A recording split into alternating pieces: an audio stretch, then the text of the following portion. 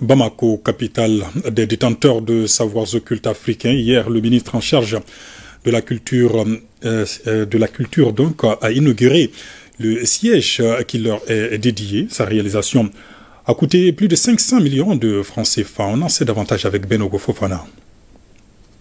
Ce coup de ciseau inaugural donne officiellement accès à ce siège des détenteurs de savoirs occultes africains.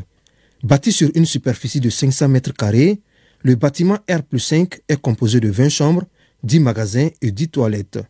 Il est financé par le professeur Mamadou Babou-Niang, chef suprême de la magie africaine.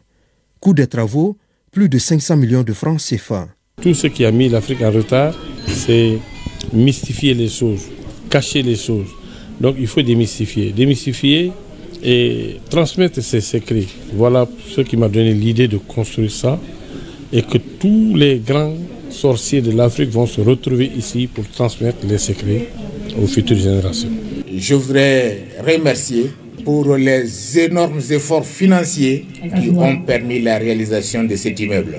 En tout cas, je formule le vœu. Le siège du réseau panafricain soit un centre d'incubation des savoirs et savoir-faire endogènes de l'Afrique.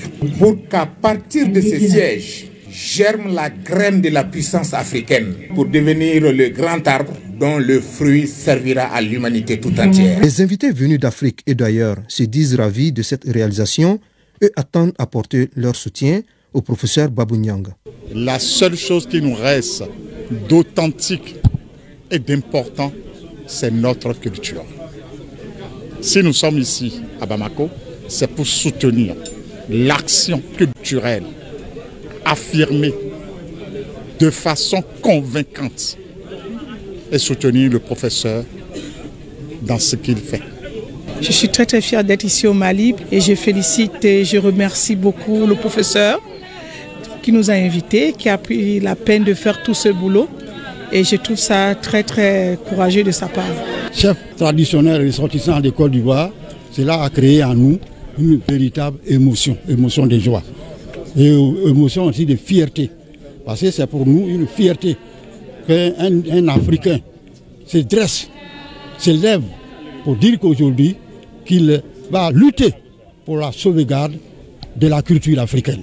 Je suis ici pour participer à une conférence internationale.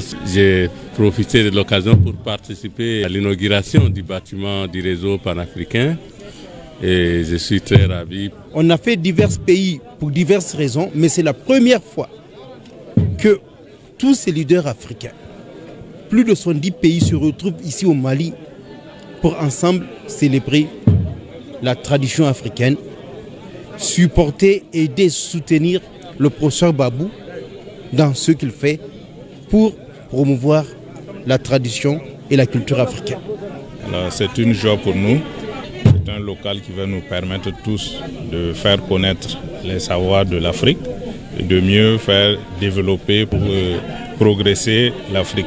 Bamako sera donc la capitale du savoir et du savoir-faire à la faveur de cette rencontre de 2 jours.